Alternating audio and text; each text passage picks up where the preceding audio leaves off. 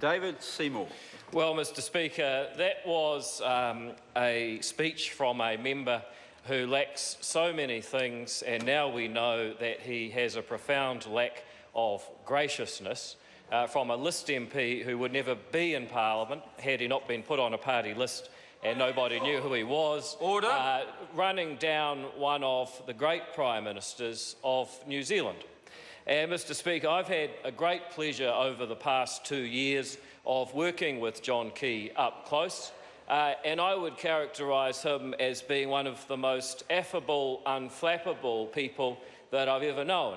And at certain times in meetings and at Cabinet committees, I've said to myself, that guy is the Prime Minister of New Zealand dealing with very serious issue X, and doing it in a way that doesn't show a hint of being flapped under pressure or panic, and that is why so many people that have worked with John Key have found him such a pleasure to deal with.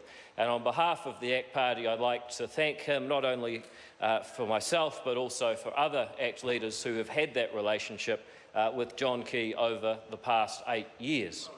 And in light of saying that, there is no question that while John Key is one of the best, most affable and most popular day-to-day managers that a country could hope to have, just like any period of Conservative government, whether it's 1960 to 1972 or whether it's 75 to 84, long-term problems have a tendency to accumulate in such a way that change must eventually come.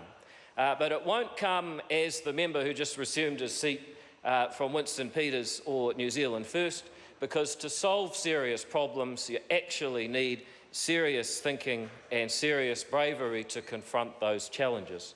And when you turn to New Zealand First and when you turn to Winston Peters, you get an awful lot of sizzle, but at the end of the day, a very small sausage. You get an awful lot of piffle, but a real big shortage of porridge. They do not have what it takes, and that's why their only real selling point is they believe they will surf a wave of change that's occurred in other countries while ignoring what is actually happening in New Zealand, which is that actually New Zealand is doing pretty good. But it's those longer-term issues on the horizon that we need to tackle. And one of the most acute when it comes to the retiring Prime Minister, John Key, is the question of superannuation. Every 4 years, the Treasury publishes its long-term fiscal outlook, and it says something like, depends on the year, the wording doesn't change much. The government has options, but if it doesn't take them soon, things will get much, much harder. And it predicts that by the time current university students retire, they're going to find themselves living in a country with 200-odd% public debt, worse than Greece, worse than Italy, worse than Portugal, worse than Spain, worse than any of those so-called pigs countries. That's an issue where just about every other country is moving. John Key said he wouldn't change eligibility or the age of entitlement for New Zealand super.